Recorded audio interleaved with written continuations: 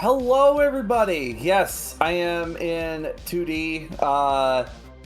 We were having some technical difficulties, but anyway, welcome to the Wireheads podcast, where every week we talk about our favorite TTRPG, Cyberpunk RED.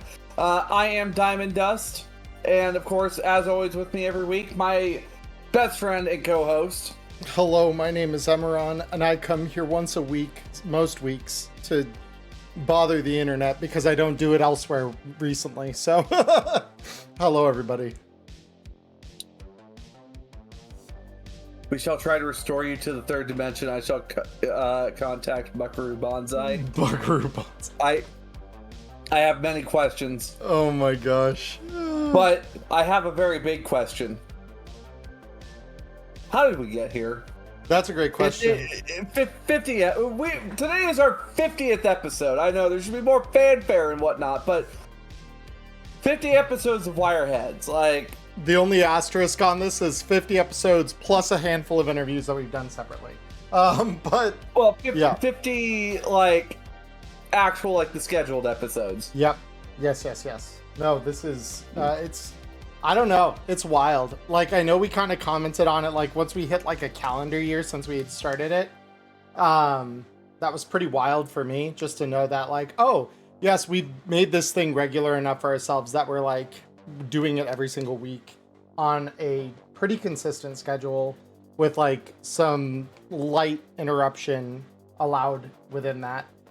Yeah, bar a couple of missed weeks. Like, if we'd been really consistent about it every single week, regardless, rain, shine, regardless of where we were in the country, then, lack of vision. Yeah, lack of vision. Yeah, for that month I missed, we would have had episode 52 would have been on our 1 year. But like, we have never pretended to live in a perfect world, I think, where that's concerned. And honestly, it's the only reason we've made it as far as we have, I think.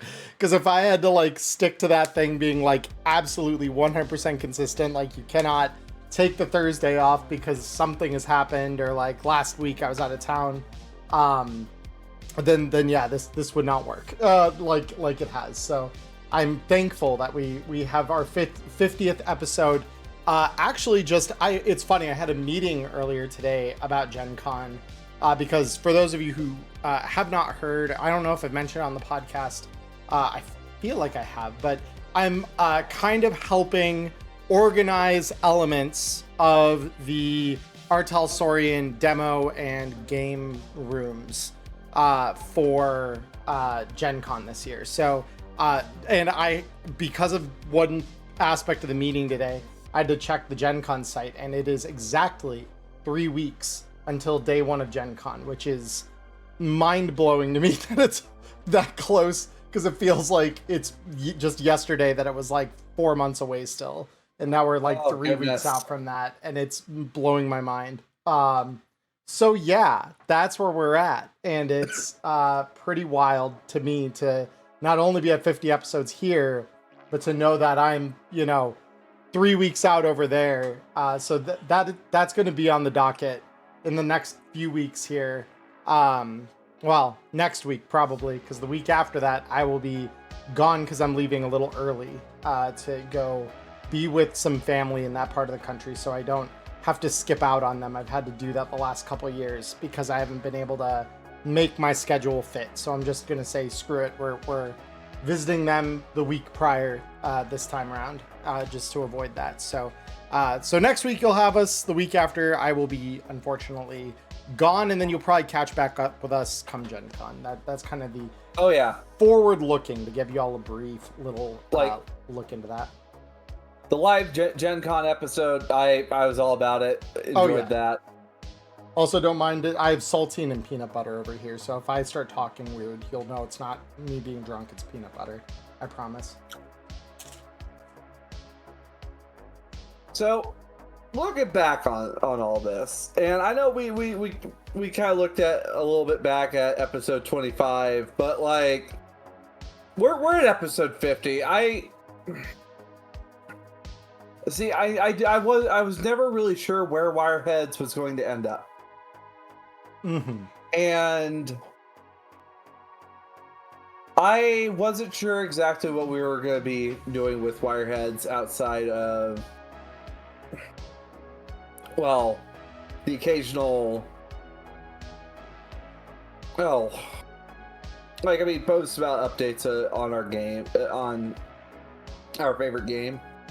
Mm-hmm. But, sorry, I got something in my throat that's, like, fucking with me here. You're good. Yeah, take a second. Because I know exactly what you mean. It's weird. It's weird to be here knowing that, like, we started this, and I apologize. I'm adjusting my Chocobo calendar over here just because I realized I haven't changed it for several weeks. That's how disciplined I am. So I fixed it now. We've been over a lot of topics, and we've done our best, I know, to not retread most of them. There's a few that we've revisited in that time that I know that have benefited from like a second look, or as we've grown as GMs, like a better understanding of like what we were talking about. And also some of the other things that we've accomplished during this time, including like several interviews with other well-known GMs in the space. Of course, the Night City Guide to Holiday Shopping. How can we forget about that? I have it on my desk. So love having that. Same here. Right next to my Cyberpunk tarot cards. But also on top of that, we've had interviews with Jay Gray. Like, what, 3 interviews now? Two or 3? I believe it's been 2 with Jay. Excuse me. It just feels like 3 because we've also had one with Rob Barefoot now, and he's taken a lot of lead from Jay when it comes to the direction of the Cyberpunk community. So I'm trying to think. No, I was seeing about getting one lined up for like the lead up to Edge Runner's Guide to Night City. That's what it is. I've been kind of working on some scheduling. We're gonna have a lot of nice interviews coming up after Gen Con. Rob, don't work yourself too hard. But also, of course, you know, we're gonna be looking. We've also talked to Cody Pondsmith on the lead up to what was it? Release of Eyes in the Darkness for Shadowscar, or was it like lead up to the actual box set being released? I think it was Eyes in the Darkness. I'm pretty sure it was Eyes in the Darkness. Yeah, like, but the starter set was only like a handful of months behind it at that point. Not even. It was like a little over a month away because it came out Gen Con last year. So it's been nearly a year since that came out. So, yeah. And then also, somehow we've stumbled into an interview with the CEO of Free League Publishing as well. I didn't realize Tomas was the CEO. Yeah, I thought he was just like the line lead for Blade Runner or something. That was fun. I mean, I think the way Free League does stuff is very interesting because, like, from the way that they structure their organization, and it's the insight I think we gained during that interview that I find so interesting was that their core team isn't much bigger than Artal's. I think it's actually, it might even be smaller than Artal's.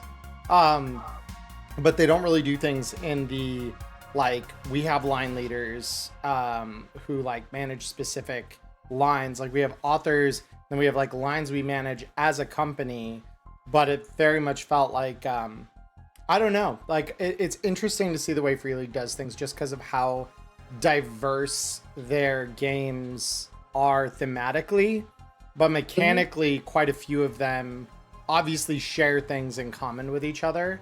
So like it's very interesting to see the way that they kind of do things, whereas with Artal it's very like obviously Cyberpunk and Witcher have common DNA in the way that they both run on Interlock, but then like we look to things like Shadowscar, which has like nothing to do with them systemically.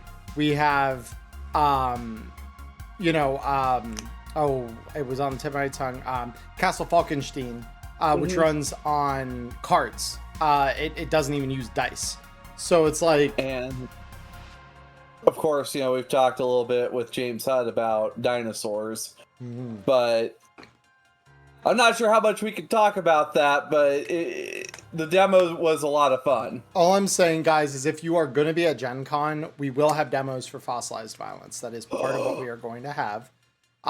Most of the conventions that Artel has shown up to since last Gen Con was the first time they pulled it out publicly and ran it, have been running demos of Fossilized Violence. So, like... Oh, I can't wait. If you're going to be at Gen Con, I'm just saying, come by the demo area for Artel. We should be in the main demo hall. I'll try to get the specifics, because I have them somewhere, but I don't have them to rattle off at the top of my head, and I don't want to go looking for them right now. But we're going to be part of the main demo hall. We're going to have a nice big Cyberpunk display up front, provided by Monster Fight Club. It's going to be really, really cool. So definitely come check us out over there. Fossilized Violence will have a demo table. We're also going to have 5 different tables for some variety of Cyberpunk demo. These are all ticketed, so if you have not gotten your event tickets for them yet, I recommend doing so if there are any available. If not, though, sometimes showing up day of, we can just see if we have a spot that you can fit into. But yeah, definitely come check it out. But Fossilized Violence, to your point, Diamond, is very, very unique in its own right. Lots of very interesting mechanics in that game, and we definitely need to have James on, like when that comes very near to release, which I'm hoping is soon. Just from how long we've been kind of talking about when it comes out of that game, I'm very excited to see what that happens to drop as and how people react to it. Because I know, like, you and I have tested several iterations of that thing as the time has gone on. That is something where you know, being a play tester in that has been very interesting. So I'm not going to say more than that, obviously. As I've always said to the people at my tables who know, Mike Pondsmith has snipers posted outside my window constantly. And being that it's behind me, it's hard to see when they're shining the lasers through. So I'm not going to say any more than that. Mike, please don't do it. So yeah. Oh, is this some weird plot to get us both in some weird proximity together so the problem's even more contained? I mean, it makes enforcing it far easier. That is for sure. But no, ultimately, there's a lot going on, obviously, and I'm excited to talk more about it. I know there's a video that I'm going to be working on sometime soon, because Cyberpunk is like the bulk of what I do, both on StartPlaying, what I've done for content on my channel. I'm obviously Neon Inferno 3 is still coming. The 4th of July and the lead up to Gen Con has just been very, very busy since I'm this close to solving that problem, though. I think I found a song. I just need time to edit things together to start making that. So probably once Gen Con is passed, that is going to be like right on the heels of that is when I'm going to start diving into Neon Inferno again. So you can all look forward to that. But beyond that, there's a video I'm working on because thanks to the fine people over at Darrington Press, I've gotten a media review copy of Daggerheart, which I've talked about it before, I think, here on the podcast. I've definitely talked about it on my own channel. But 4th Ed D&D is the big thing that like brought me into TTRPGs as like a whole. And Daggerheart feels like 4th Ed D&D done incredibly well. Like very, very right. And I want to talk more about that. So you can all look forward to it. A video talking about that on my channel. And maybe a StartPlaying listing in the future for that game, because I'm very interested to see what that looks like when played out as a full-blown campaign. I've been playing a couple games with some of my real-life play group, my friends and stuff, and that's been fascinating so far. So very, very excited to bring more of that to you. I feel like I've been rambling though. Oh, you're good. I'm gonna let you do your thing. No, yeah. But yeah, none of this is terribly Cyberpunk related once I'm off into Daggerheart land. So, I mean, I look forward to seeing what you got there. and I suppose over like in my camp, because like part of like today's episode is just like, you know, Diamond and Emmerron, where are they now? They just happen to be living in the same house for now. But like I had mentioned before, like, you know, well, actually, like, I just had my 3-year anniversary earlier this last Sunday. For anyone that might be tuning in, I have been doing media stuff here for the past few years, and also something I look forward to is doing some Shadow Scar, you know, professionally over on StartPlaying. Once I can figure out if we have a kit for it coming out for Roll20, because I always like to look at Roll20's products as well. Sure. Just seeing what they got. Yeah. Partially just that way, if it needs work, I here over this past year, I had done some proofing on some of Roll20 stuff. You know, don't get me wrong, Roll20 team, you did a pretty good job. There were a few other things, but hey, I look forward to seeing what kind of improvements you got going ahead, especially for Cyberpunk, and especially for Edge Runner's Guide to Night City, seeing what you have to offer on that end. But also on top of all that, with Shadow Scar, that core rulebook, it's got to be coming out here at some point. Like, I want to run a Shadow Scar campaign, maybe even like do one like live, right, as well. Well, and we've also gotten 2 DLC adventures for it now that are both very, very good. So I'm eager to run that one as well. The big reason I haven't so far is quite literally because we have like no VTT that runs it currently. And like, you could jerry rig some stuff to make it work, but the game is just tactical enough that I wouldn't want to do it without a battle map, which is kind of the solution for running it through like Discord. It gets complicated, and I wouldn't want to make people, like, since I'd be running it professionally, I don't want to have people paying for something that I think is like subpar for the experience I'd like them to have. But yeah, no, Shadow Scar is an excellent game. It's a game that I feel like I've gotten to play tragically little of since the game's starter set came out. So I'm desperately hoping that I will get a chance here in the not too distant future when we start seeing things like VTT support coming out for it.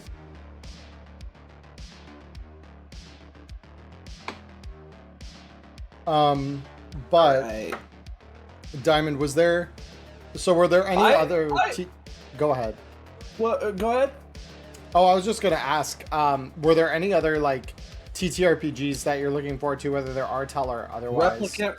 Replicant Rebellion, Free League, please. Please bring it. Please, I gotta know. I've gotta, and also like whenever episode 3 of the Immortal game is coming, because like, oh, you left us on a cliffhanger. See, I still haven't played Fiery Angels, so I don't. Oh, my heart. Yeah, and I haven't read it. That's the thing. I have it. I need to read it, but I just haven't had the chance to.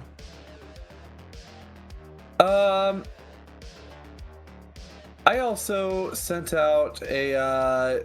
I've also been working on getting some other stuff lined up as well. And I guess I can't guarantee anything has been put in stone, but I've decided to talk to our good friend Rob Barefoot. You know, Dice, the PR guy. But also our mentor. And I was looking at some possible interviews to line up for Wireheads as well. And I definitely want to get like, you know, some form of documentation of all these people.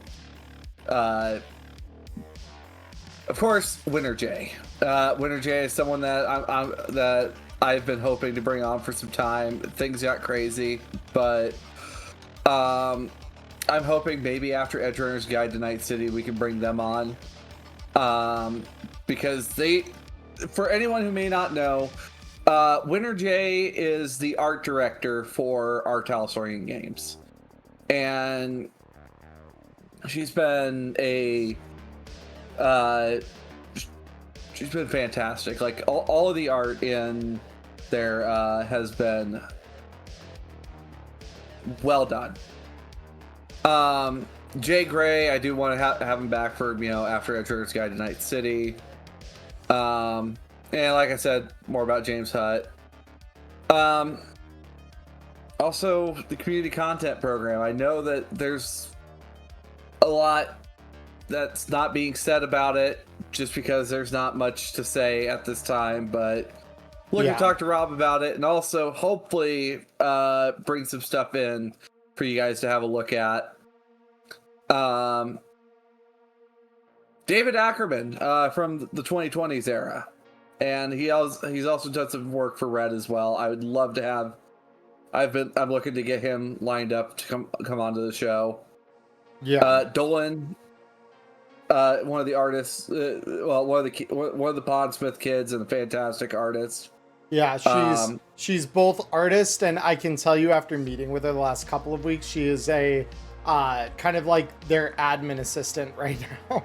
She's been a massive part of how Gen Con's been organized this year on Artel's side of things. So like, she's been not entirely figuratively ripping her hair out trying to get things in order.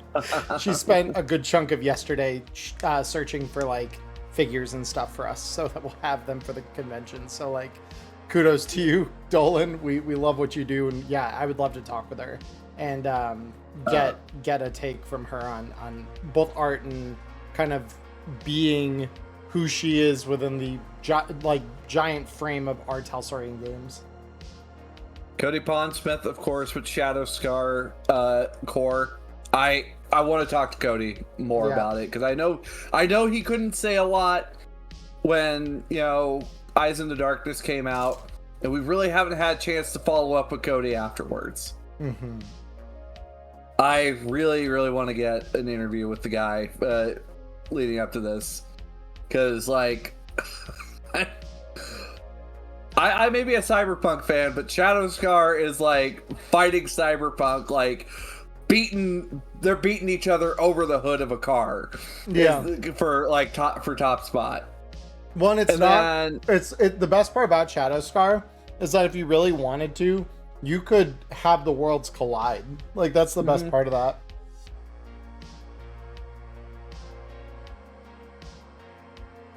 And then finally, one of the other interviews, I don't know if I will ever get this to line up, but maybe it just might. Mike and Lisa Pondsmith. Yeah. Talking to the Pondsmith couple themselves. And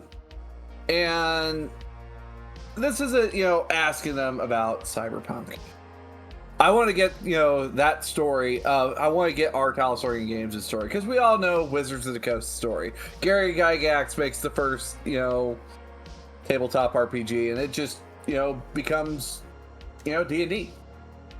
And then, we've seen like all these other groups, but I want to get these two, their story, and how our Talsorian Games came to be. Yeah, that is one of the other big ones that I want to document. Just that way, like, we have it, and it's forever. It does exist. But also, I suppose, other work coming from me. Yeah, I'm doing some stuff over on Star Citizen. More for the line of, I'm actually looking to do some community building on that end, where I'm finding stuff that my community likes doing, and I'm gonna start digging into it. And I'm trying to find more of what my people want. At the end of the day, Cyberpunk RED, it's been a focus of my channel, especially because Wednesday night seems to be the most popular night on my channel. Yeah. I might do one more TTRPG stream a week. I cannot go back to doing like 4 a week. Yeah. Oh. Well, now, I think nowadays, though, and I could be wrong about this, just because I haven't always been in tune with your game schedule, but living together's obviously made that very easy. Back when you were doing like 3 or 4 in a week streamed games, I'm talking about, how busy was your professional game schedule? Like, how many pro games? I didn't have one at that time. So yeah, so that I mean, there it is. Like, you substitute one for the other, which is completely fair. The professional games, I'm not having to manage stream on top of game itself. Right. No, and that matters. It does.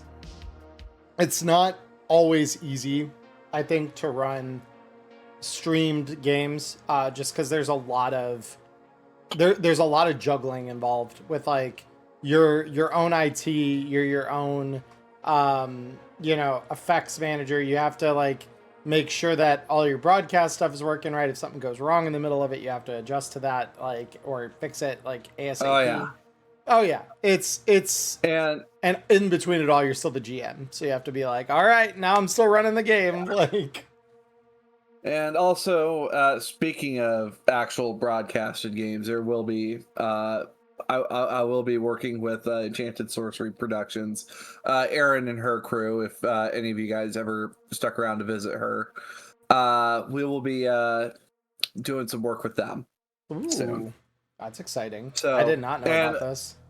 Yeah, I met Erin and her crew at PAX, which, that's something else I'm looking to do here, like not only like on the Wireheads front, but just as myself as well. Like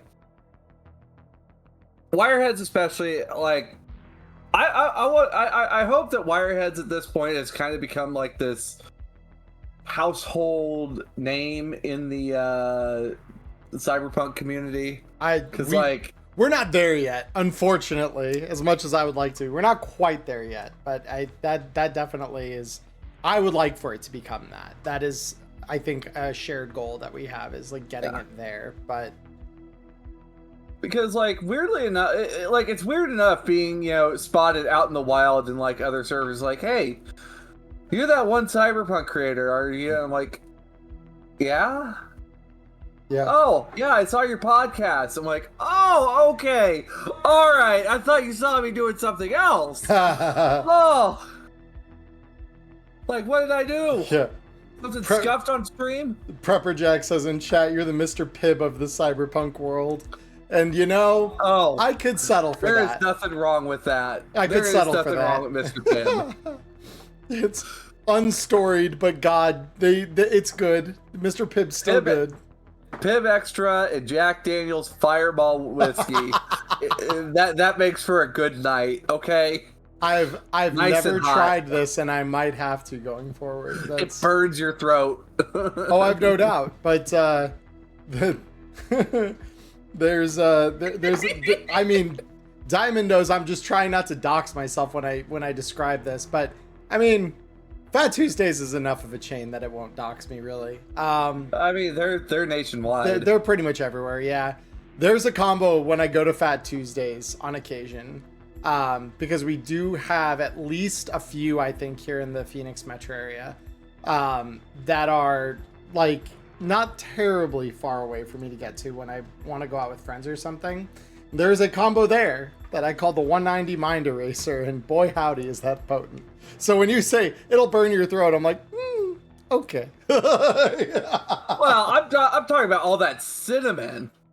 Oh, with the Fireball, that's nothing. No, that's nothing. That's fine. Well, I mean, okay, it may not burn your throat that bad, but you'll feel it. Yeah, that's cinnamon whiskey. That's what it do be like. But I suppose some of our greatest things I think we've done with Wireheads I've seen actually like show up. People actually like make reference to us over on Reddit from time to time, and like, yes, I know, of all places, why Reddit? But I mean, that's where a lot of people go to talk about cyberpunk stuff. And it's just like, well, I heard on the Wireheads podcast this, or Emmerron mentioned this in this video, or Diamond talked about this in one of her videos, and it's just like this is like now, and like I look back to like back when back when I first started, it was just like it was always either talking about John, Rob Mulligan, or Seth Skorkowski, all these other big TTRPG creators, and now that we're becoming like known quantities, like in this niche community, I say this, and only to brag a little bit. I think we're getting somewhere. Yeah. No, I wouldn't, and I wouldn't deny that. I mean, the fact that we've now had a couple of times where we've had the opportunity to basically be the preview for a DLC, like that's been kind of incredible, honestly, to be able to be the first place that gets to break news about the Magic Returns DLC when that came out, or like just this last month getting to be the first place to, as far as I was aware at least, to talk about the Rockaboy Index. Like those are really, really cool things to like be able to just do that, go out and get that opportunity. So yeah, I'm incredibly humbled in a lot of ways by just like those of you who have been here a while, you'll know that Phantom, who has made a little content for Cyberpunk, he dabbled in it at the beginning of last year, or not beginning, I suppose it was like around Gen Con of last year, like last summer, he was posting some stuff, and he keeps telling me he wants to get back into it. But he was my first GM for Cyberpunk, and he and I have played the game together in varying capacities, whether he was running or I was running, or we were both players in a game someone else was running. We've been playing the game together since like I started playing. Like I think he'd only started a couple months prior, and then I picked it up as part of his group a few months later, and we were reminiscing maybe a month ago now. Yeah, I think it was only like a month ago. We both went to a bar together, and we were hanging out. It's like 2 or 3 a.m. after like the bar's closing. We're just in their parking lot chatting, and we're reminiscing about how long it's been since we started playing, and also like, God, did you ever think 5 years ago that this would be where we'd be? And that is the truest statement, because for me, it's like 5 years ago when I started playing the game, we had moments where we were like, oh, we should reach out to Artel. We should like see if maybe we could help them demo the new book or whatever. Cause I was also starting to get into content creation around that time for Cardfight Vanguard stuff. And I was like, oh, that could be kind of fun. And that's kind of where my dream of like running TTRPG content started. And like, to think like we were talking just in high theory about like, yeah, we could maybe like reach out to Artel and maybe we could get a hold of a book before it comes out, because we're all desperate to learn and like see what the rules are like. To now that is literally essentially what I get to do as a job in part. That's unreal for me. Like 5 years plus, what a difference 5 years makes. I mean, 5 years ago, like I was, driving, 40 minutes either way to go to a 12-hour job, and I would do a little streaming here and there, and I thought, okay, 2021, maybe I'd run a Cyberpunk game since I had, my Wednesday nights free after going from 6 days a week. Or no, was it 7 days a week or 6? No, I went from 6 days a week to 5 days a week. Wow. Dystopia setting in there. Yeah, 5 12-hour shifts a week, just Friday night through Monday night. Yeah.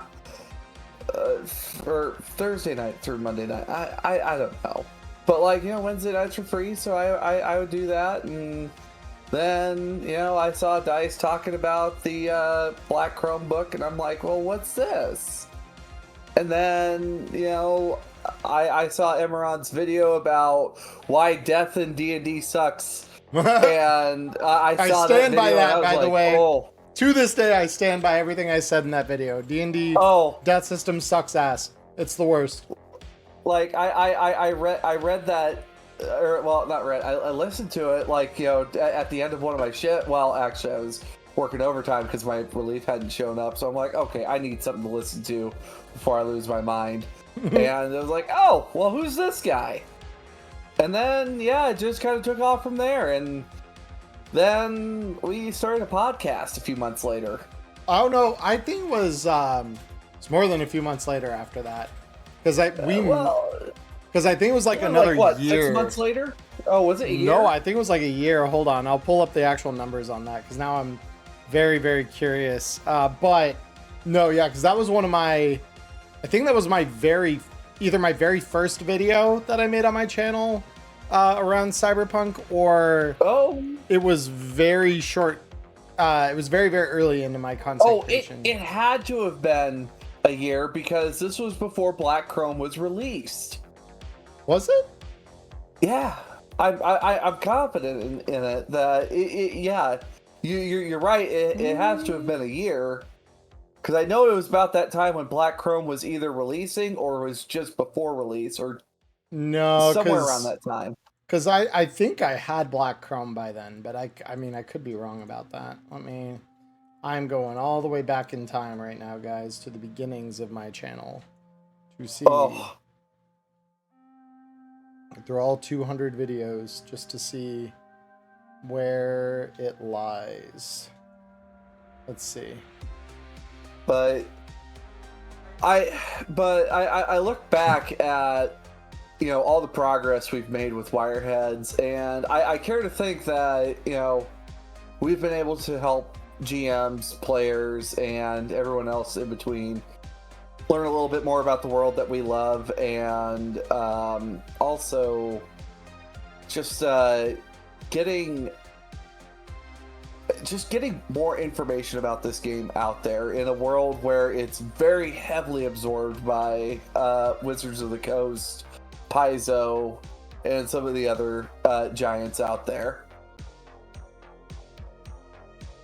Yeah, no, and I would definitely agree with that. So, Black Chrome came out just a little under 2 months before I released that video. It was February of 2023 is when that video, or when the source book dropped for Black Chrome. The video came out in April of 2023. And that was just shy of a year before we would do Wireheads, which is wild. That even recognizing that was only a year from that video to Wireheads is in and of itself absolutely mind-blowing to me.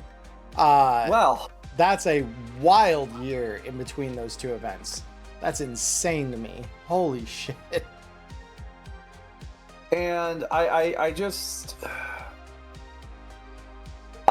suppose one of the things that I have been asked this, and this is very much more the answer I've always given is it's like they will call on us to do it if they need us to do it or if they want us to do it. But I've had it asked before, why is there no listen up with Wireheads or something like that? It's that is very much Artal's call. Yeah. But I hope maybe we get an opportunity that we could maybe produce an article for the game. Jay has made it pretty clear that when they've done them in the past, they've very much been they we had decided they didn't have anything for those months, but they wanted to honor the community that had helped build the game, into what it was. That's why both John and Rob Mulligan both have one of those, because both of them, before even, like Dice would have been probably next in line after them. And now he's their media guy. So when we talk about listen up articles, that's very much like they had nothing else that they were really ready to put out in the wild. And that was a good way for them to collaborate with and kind of honor the community that made the game what it was at that point in time. And given how much focus on 2020 CNU has, and even John to a certain extent has had on his channel, they are both very deserving. Not that we aren't, but absolutely. They were early kind of forerunners, paragons of the community where that's concerned. So I too would like to write an article, though. I'd be very okay with that. I even enjoyed the fact that we've had both John and Rob Mulligan over here, along with we need to get Night City Sofa over here at some point, or we need to go to Night City Sofa if they'll have us. Was it Night City Couch, Night City Sofa? It's Sofa, yeah. Because I was on there. Right, that's part of what gave me the inspiration. I'm like, we should start a podcast. That'd be fun. I think it was a week or two before. Oh, it was maybe a week, I think, before I DM'd you, because I had to just structure it in my head. If we had a podcast, what would set us apart? What would make us a little different? How would we do that? But yeah, it didn't take very long from that when they were like, hey, we'd love for you to join us on this topic. And I'm like, hell yeah, I'd love to. Let's do it. But I'd love to, return that favor eventually to get Jesper as well as some of the other crew over there. I know Jesper's the one that I've dealt with most directly when kind of talking in the community about things. But I would love to see them in some capacity come on the podcast at some time in the future. That'd be a fun one to work on. But, of course, there's some important people that we do have to thank for, a lot of the stuff that's helped make Wireheads, quite the experience. Because I have to say, while my own journey of content creation has been interesting, Wireheads made this very, very interesting. So first things first, of course, Emmerron, you were the one that pitched the idea. I will always put that there that this was I will blame you, this was your idea. No, that checks out. But this is your idea why my wife is wondering what I'm doing on Thursday afternoon. That's entirely fair. Yeah, but no, I appreciate that you wanted to actually do Wireheads with me. It's been a blast to do so. But also, of course, to Artel Starting Games for having Wireheads, inviting first Emmerron to Gen Con, and then later on I get dragged in as well. So we ended up showing up working Gen Con, and then we round up a posse to go to PAX U, and it had been this past year had been a wild experience. Of how did I get here? It's always the question that I keep asking myself when I look at the milestones pass by. And of course, to the viewers like you, thank you. And to our Spotify listeners, and to those that view on YouTube as well, thank you. We wouldn't be doing this if people just weren't interested. And as always, there's people that come in, tune in, check in, whether it be during or afterwards. Which, by the way, YouTube, Spotify, come check us out while we're live. We will answer your questions. We will talk to you. We do. We like doing that. I suppose also, Valkyrie, I don't know if you're listening or not, but thank you very much for putting up with the shenanigans of like me going on these big adventures out to Indianapolis and Philadelphia, and putting so much time into these projects. And I would kick the ball over to you, Emmerron. Yeah, I mean, ultimately, what I have to say is a big echo of what you've said, which is honestly 50 episodes just kind of flashing by before my eyes has been like wild. The last 2 years ish, 2 years and some odd months of kind of exploring what it is to be, I suppose, a content creator in this space, and to be able to do that and like do that alongside professional GMing as a weird homunculus of a freelance career that my parents still don't quite understand has been fascinating for me. When I started all of this back in early 2023, I still was working as a stockbroker, hating my life a little bit. It was not a great time, and I was trying to find every reason under the sun to kind of like keep going at the thing I was working in at that time.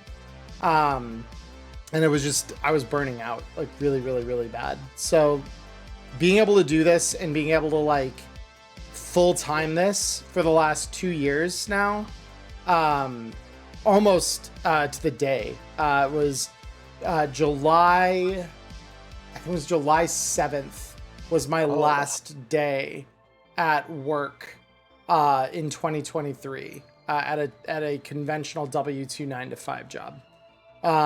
And so to be pretty much 2 years free of that this week, I never really want to go back. If I can help avoiding that for myself, I would love to do this forever, because this is so much better for my mental health. This is so much better just as a thing to do. It's more fulfilling than I could have ever imagined. There's a 23-year-old Charlie that is just getting out of college in my past that swears up and down he never wants to do freelance work. And there's the 32-year-old me now looking back at that past stuff like, what were you thinking? We could have had this so much sooner if you had just figured this shit out a little quicker.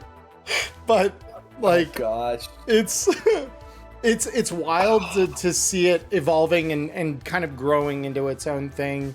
It's cool to be relied upon, not just, to be the bringer of news when games are coming out or articles are coming out or what have you, but it's also wild to be kind of in the trenches, helping to make those games as a tester, helping to present them in public as a whether it's a demo runner myself at a convention, or whether it's me helping like I am this year to organize parts of the Gen Con presentation that Artel is going to have. Like, it's just been wild. It's been completely wild to me to see, even in 2 years, where this has gone, let alone the 5 that I've been a Cyberpunk player.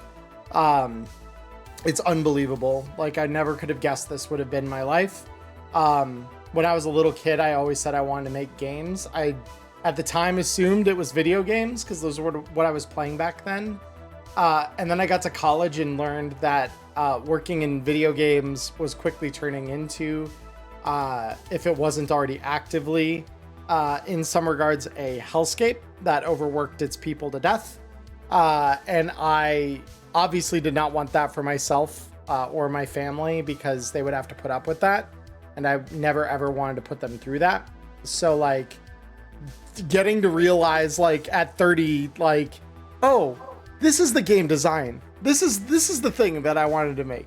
I want to make these games, not like video games. I want to make tabletop games, or like at least write for them, you know, like maybe not make my own systems, but writing within them has been just awesome. Like it's been so much fun.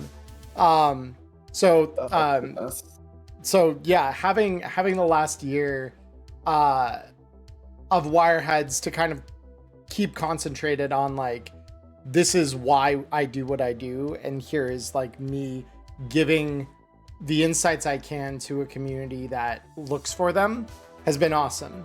And like, whether you've been with me since I started making content, like one or two of you might, because I know it was a pretty hard like 90-degree turn that was screeching the entire way from starting off in card games and like Card Fight Vanguard stuff, which is still like, this is an honor to my past. Like, I have a medal. I have the standee from that company. This is for, you know, Dragonborn, Rise to Supremacy, a dead game that I have boxes upon boxes of cards of here at my house.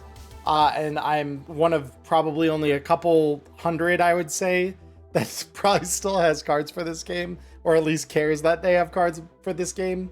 But for those of you who've been around since those days when I was really into that and really trying to like maybe figure out a way into that as a content creator, to now as a TTRPG creator, and any of you who've joined along that very windy, wavy journey to the current day, thank you so much for being part of it.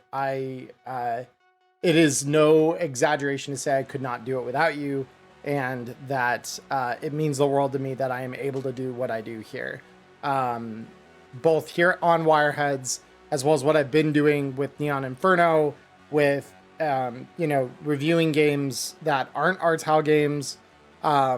It's been an incredible journey, so thank all of you for making that possible. It really is more than you know, as far as like a dream goes. Like, it's incredible to see where I am now.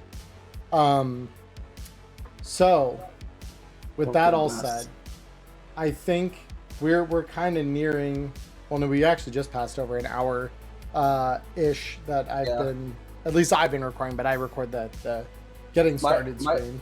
My recording is at 8 minutes out here. Yeah, that sounds about and right.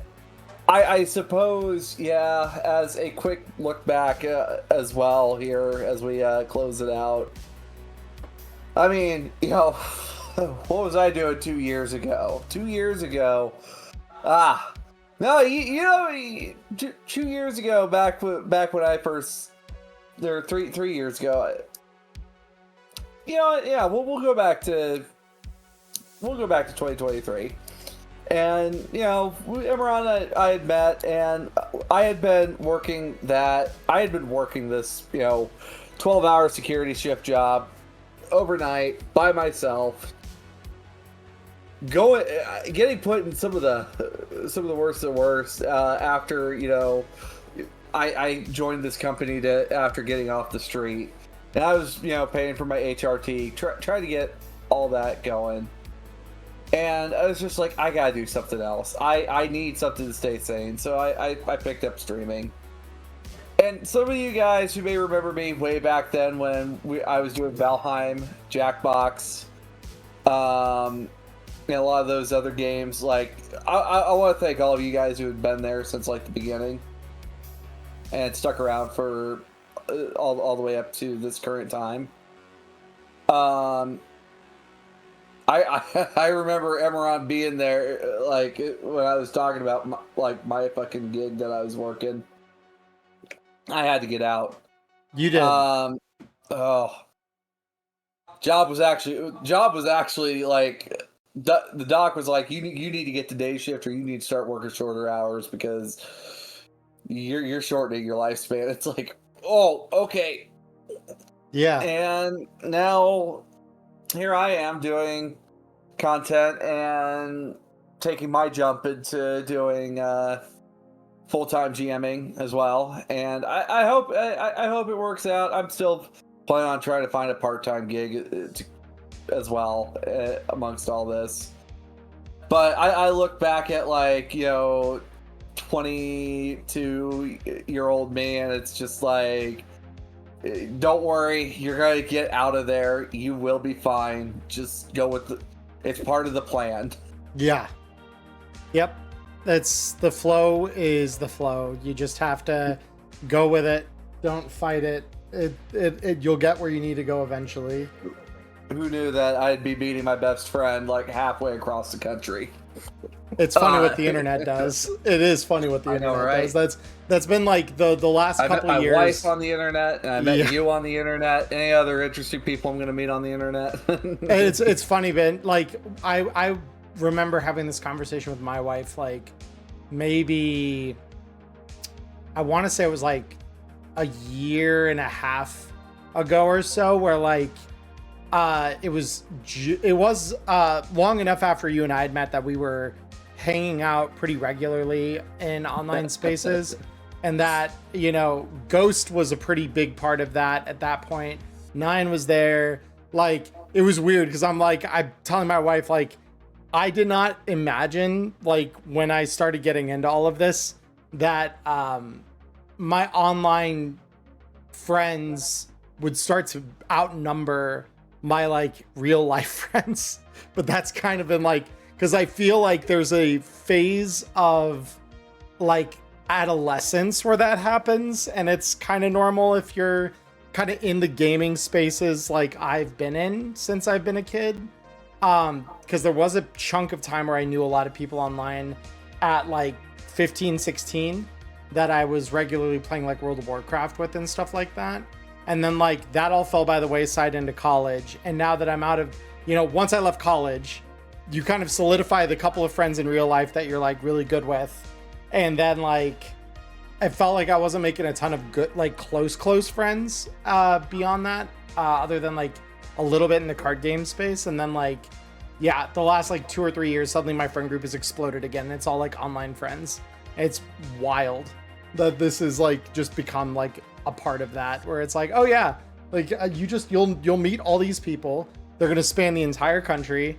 Although now we're pretty. Don't talk to strangers. Yeah, don't talk to strangers online. They'll, I don't know, sell you something fun, or you know, they'll chat your ear off about some crazy game that you've never heard of.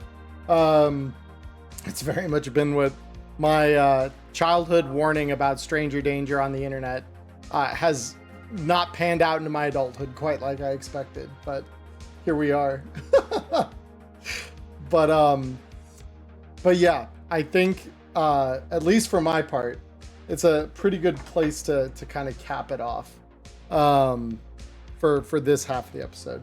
Because the next half, we've got some actual Cyberpunk content that we'd love to discuss with you.